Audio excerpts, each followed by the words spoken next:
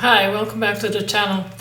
Today I'm going to look at the book Penetration by Ingo Swann.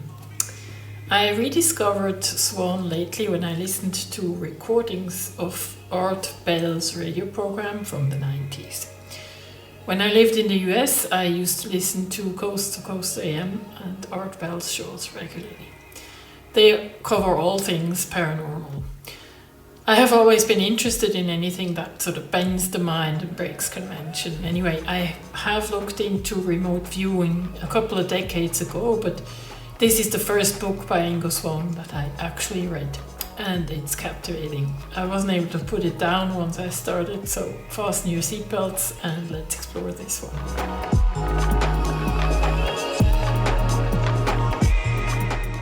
Swan was an American psychic, artist and writer.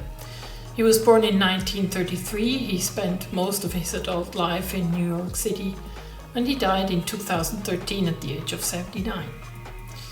In 1971, he became involved with the American Society for Psychical Research, or SRI for short, as one of its test subjects. The work he did for the SRI was so impressive that the CIA and the Department of Defense became interested in it and hoped to use it for espionage purposes. In order to investigate the potential for psychic phenomena in military and domestic intelligence, the Defense Intelligence Agency established a secret unit in 1978 in cooperation with the SRI called the Stargate Project. The project was terminated and declassified in 1995 after a CIA report concluded that it was never useful in any intelligence operation. So Ingo Swann is commonly credited with developing controlled remote viewing, which is a process in which viewers would view a location given nothing but its geographical coordinates, which consequently was further developed and tested by Harold Puthoff and Russell Targ with CIA funding.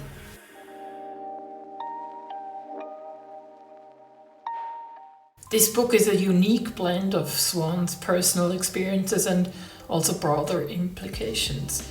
It reads like a spy novel.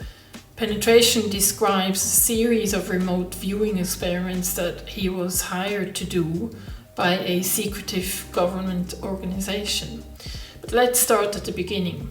So Swann was tasked with daily exercises in remote viewing, and with time this got so boring that Swann proposed to do something out of the ordinary. Rather than reviewing targets in the next room, he wanted to venture out and review Jupiter and its moons. And so he did. He described the atmosphere and surface of the planet's core, and his descriptions would later be confirmed by NASA space probes. Allegedly, this experiment attracted the interest of a more clandestine group.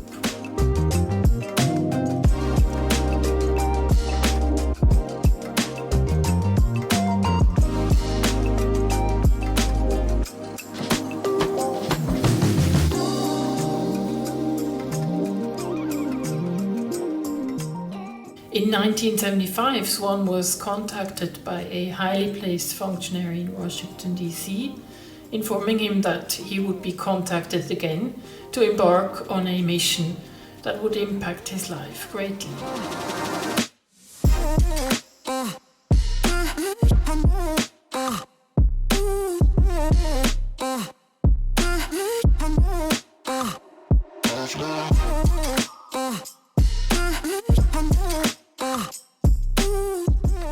What follows is a detailed description of how Swann was taken to a secret underground base where he was tasked with remote viewing the moon, the Earth's moon. He did, and what he found shattered his worldview.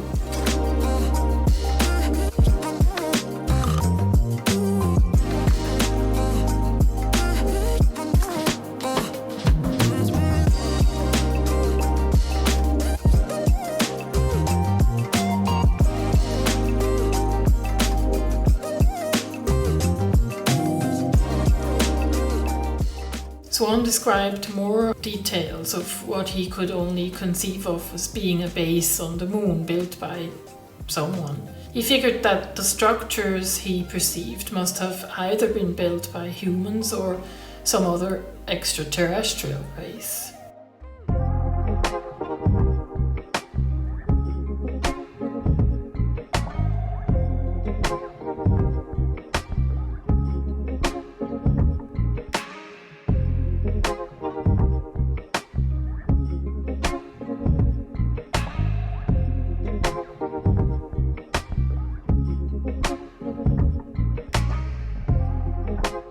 What is interesting about this book is that he sort of takes you with him on his internal quest of trying to make sense of it all. If you ever looked into topics like that yourselves, you will probably go through similar stages and insights. For one, you will notice that human beings tend to avoid or even forget information that does not fit with the consensus reality at a certain point in time.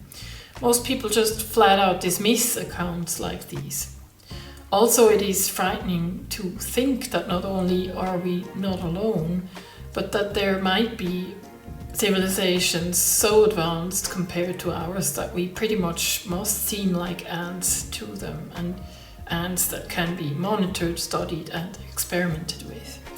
It is therefore understandable that such information would be denied or dismissed as conspiracy theory. Swan does a good job in analyzing the very human reactions to such information, which I found interesting. We tend to package information and manage its meaning. We can only take so much information and meaning at a time, and at any point in time there seems to be a consensus reality that most of us sort of phase lock into intellectually. We tend not to go beyond it. You can also call this groupthink or a certain mindset.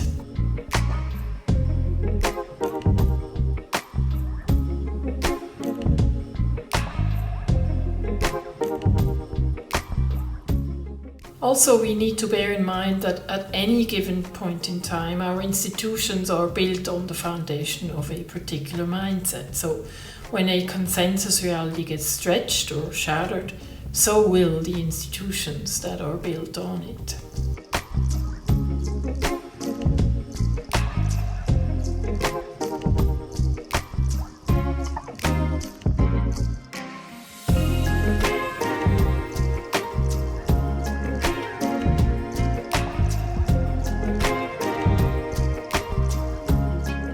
Swan discusses numerous concepts such as clairvoyance, thought transference, telepathy, thought reading, and he tries to shed light on their differences. He also explains that we might have been intellectually phase-locked into an unworkable model of telepathy, so as not to pursue it further. Rather than telepathy being a failure, Swan suggests that it might be our groupthink that fails to accept its authenticity, thus rendering it mute.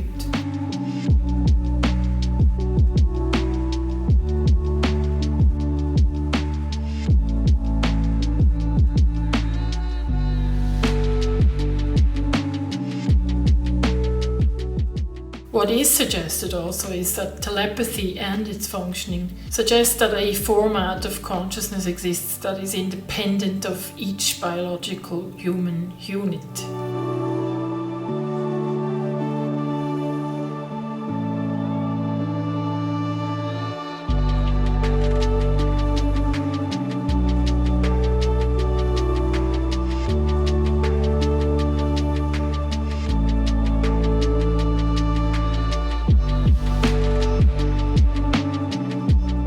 What Swan suggests with this book, among other things, is that telepathy and extrasensory perception might just be a universal kind of language. The book compels you to question the limits of human capability and the vast potential of the mind. Whether you view Swan's claims as factual or speculative, this book is far more than just another UFO type story. It'll make you think, question what you think you know, and open your mind as well. So I do recommend you read it. Also, I put together a host of links for you to follow up on regarding remote viewing, the moon, etc. They're in the description box below.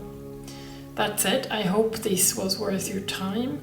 If it has, please do give the video a like so that it'll reach more than just the odd 20 people or so. Thanks for watching, and I'll see you next time.